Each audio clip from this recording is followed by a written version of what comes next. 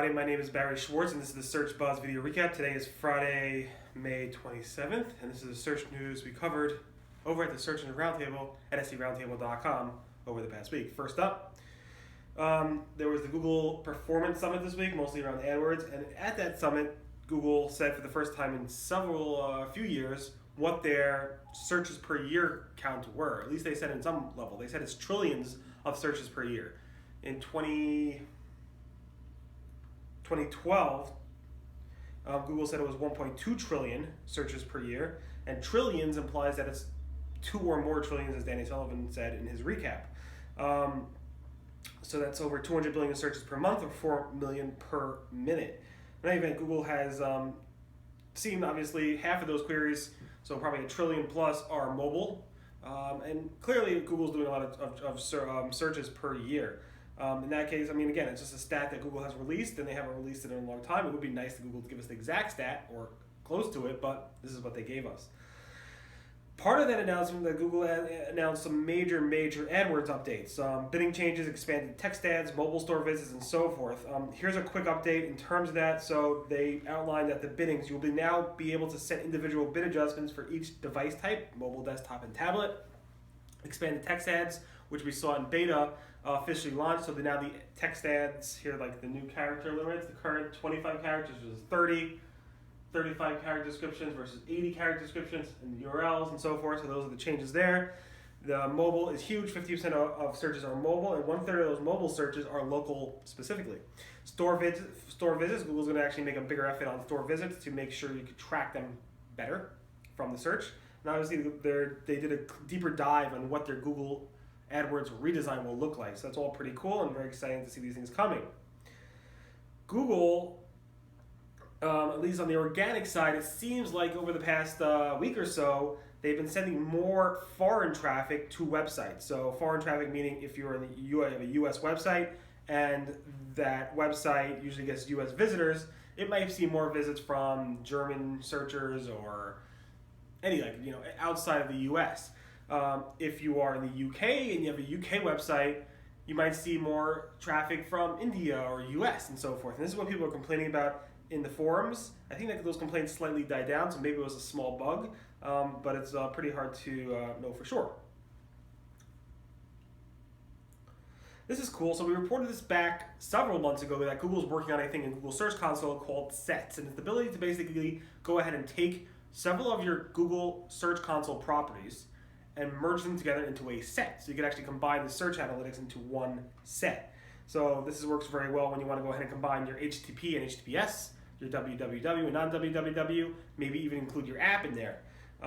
And basically it's live. You go to the top, you go to your Google Search Console, the home page of it, you click on sets, create a set at the top right, and then you can name your set, and then you can add the sets you want to that thing. So this is a set I have in Search Engine Roundtable. I put my HTTPS, my HTTP, my www, my non-www, and also the apps into one, and it works pretty cool. It's pretty well. It only shows you search analytics. I wish it would actually show you a pie chart showing you what percentage of your impressions or clicks come from which set within the set. That'd be really cool. But outside of that, it's a very cool feature. I'm very excited to start playing with it as the data collects. So definitely go ahead and create it because the data collects as soon as you start creating the set. It looks like Google's going to be killing off the content keywords report in the Google Search Console. John Mueller said this in Google Hangout last week, basically saying, I think, and from my point of view, I would like to kind of turn that off because it does confuse people, meaning the content keywords report. If you have any reason why you want Google to keep it, John Mueller said let him know on Google+. Otherwise, it looks like Google's going to kill off that content keywords report, which basically shows you what Google thinks about your website in terms of the keywords on your website. It is a confusing report for most newbie SEOs, but if you understand what it means, it could be kind of helpful because it tells you like if your site got injected with spam, content spam, or was hacked or something, it quickly will tell you, hey, you have pages by Viagra or whatever, and it'll let you know where those pages are. So maybe if Google did get rid of it, they also kept that feature that shows you those types of, kept that feature in terms of showing you if your site's hacked. And they kind of show that to you in other ways, but that's a really good way to see what Google thinks about your website. John Mueller also said, it's rare that I recommend that you start a new site after receiving a penalty. So Google has said, John Mueller specifically has said to people, you really need to start a new website because your site's so badly penalized. But John Mueller made a point to say it's rare that he actually would say that to somebody. So that's interesting to see. And he sees lots of penalties, and he said it's rare that he would actually tell somebody to start a new website. Definitely more context around that if you want to take a look at that. Google announced several new AMP features. Again, AMP is becoming big. We discussed that last week. And they added a bunch of features, including including a sidebar menu feature, including social embedding, dynamic CSS and classes, as well as this accordion feature where you can actually click on stuff and expand the content within it. And of course, we reported several months ago, for the past several times, that Google does not rank or consider content within these accordions or hidden tabs to be content that's important. So, and Google's saying AMP for mobile, accordions are important and content within that is important. So obviously the two different sides of Google need to get on the same page about that. And of course I'm just giving Google a hard time, but you know what I mean. Another thing John Mueller said is that, and we covered this several times with John Mueller, is about talking about external links and how they benefit the rankings. And Google's John Mueller has said in the past that external links are not a direct ranking factor and so forth, and they said it several times. But here he said that the links, basically what he said is that links on the page, again, are not a direct ranking factor. He didn't really specifically say that outright, but he said that in the past.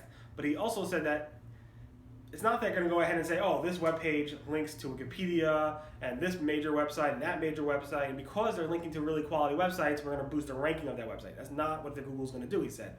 But the context and the content of that page, of the content you have on your website, including links that you have to other websites, does factor into Google's algorithms. So if you have a link to somewhere and the content's relevant, it might go ahead and help you overall. But linking to better websites does not help you at all, at least Google said. Google's John Mueller also said in that hangout that they may sometimes go ahead and rank duplicate content or copied or stolen content from your website and other websites or whatever it might be separately.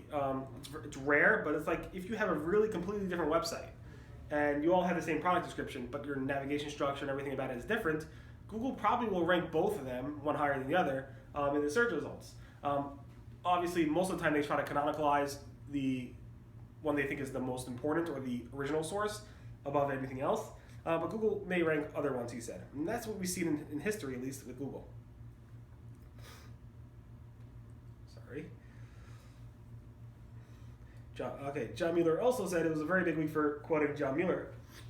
That, and this is something not new, Google's been saying this for a while, but he actually used very significant words. He basically said that SEO weather tracking tools like Mozcast and Alguru and all the different ones, SERPs.com and SERPmetrics or a bunch of other ones, that they're not statistically relevant because a lot of these tools just use like the first 1,000, track 1,000 keywords and see how those change. And obviously Google's a much bigger thing than 1,000 keywords. They do trillions of searches every year.